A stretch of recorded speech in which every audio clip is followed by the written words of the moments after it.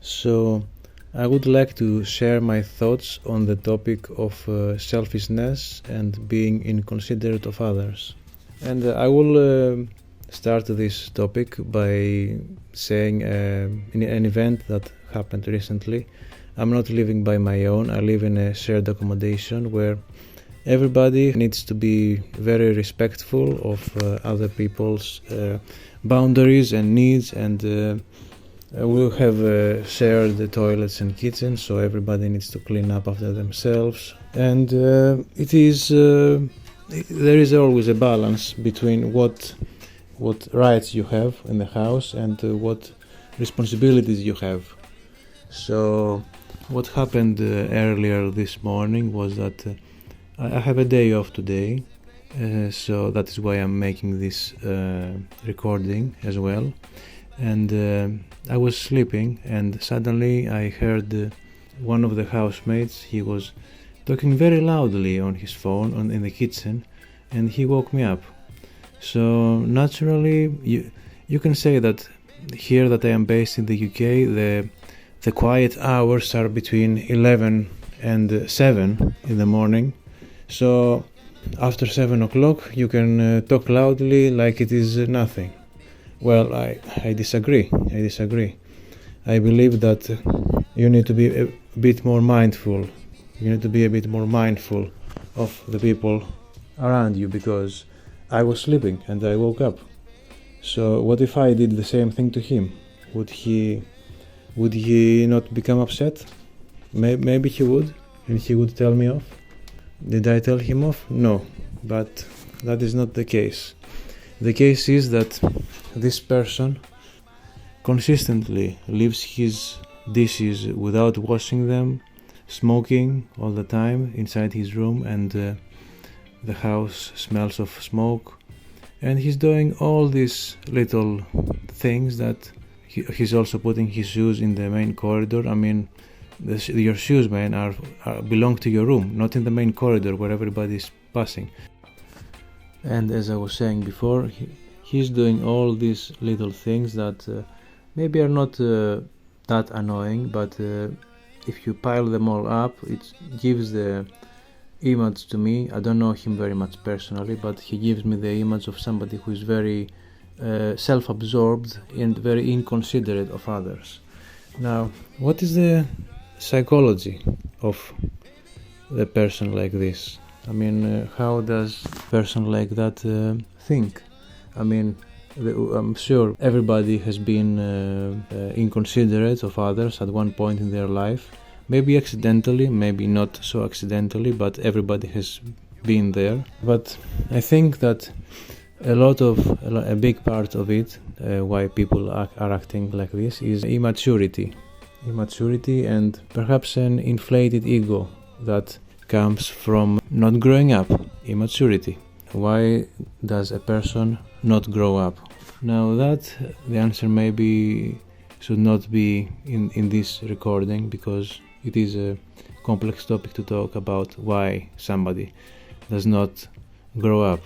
But personally, to me, being inconsiderate of others shows somebody who is kind of stuck on their past. They're still a child, or maybe a teenager, somewhere across the line when they were growing up. Something happened and they decided not to evolve further, emotionally speaking. And that is the thing. They have reached adulthood, and in some areas of their life they are perfectly functional. They are doing great. They might have a career, a good job, even a family, children.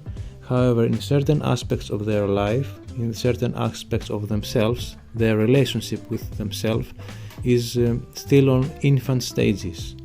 And this is what I really wanted to talk about, that people might be 18 years old, might reach adulthood, but they are still, I would say, the largest percentage of society are still either teenagers or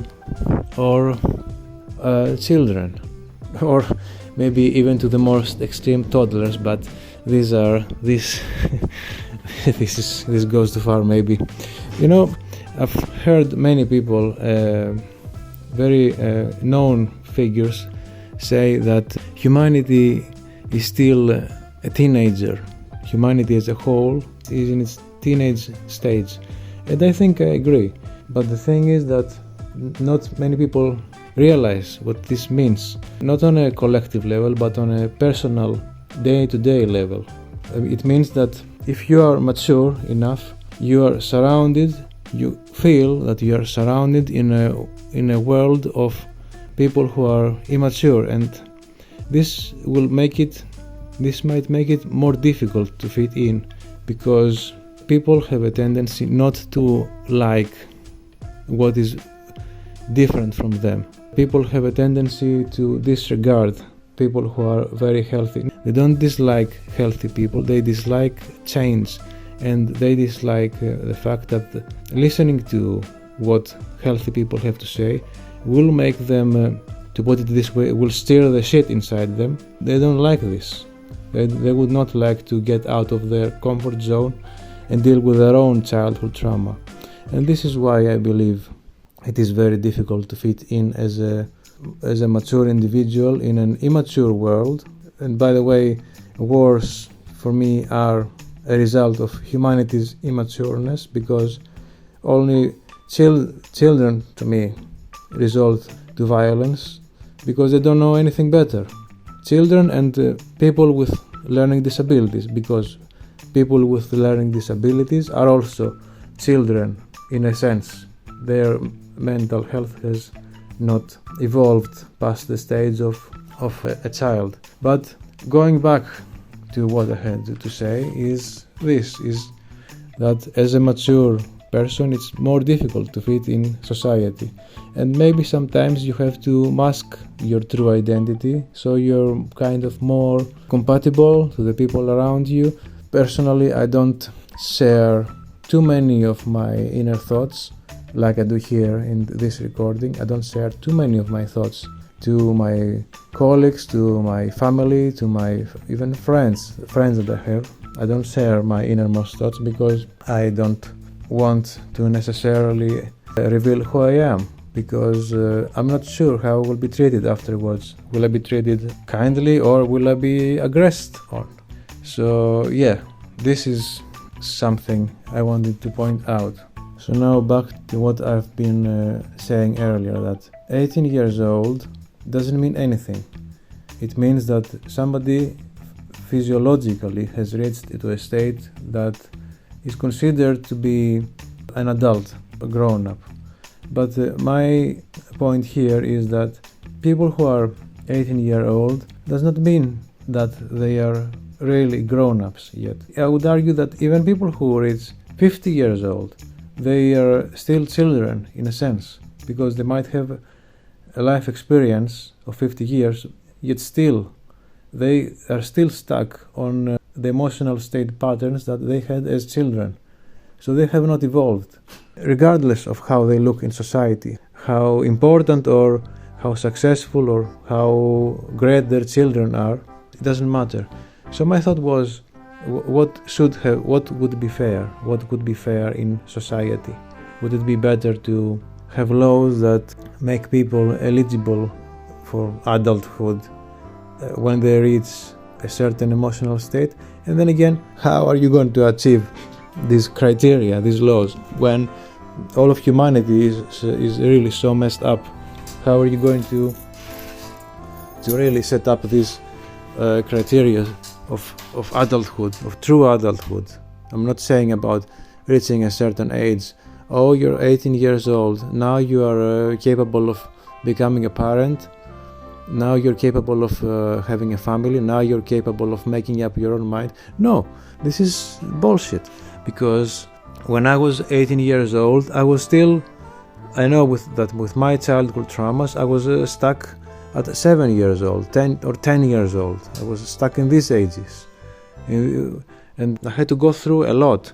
I really had to go through a lot to overcome my own childhood traumas that I'm still overcoming. I'm not done yet. I know that I'm not done yet with this, Maybe I will never be done in this lifetime, who knows?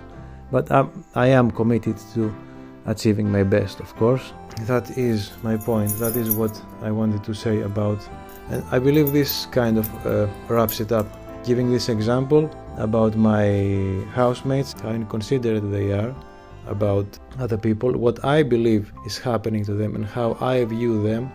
I tend to view them, I try to avoid getting angry by viewing them as children and immature people, because I believe this is reality.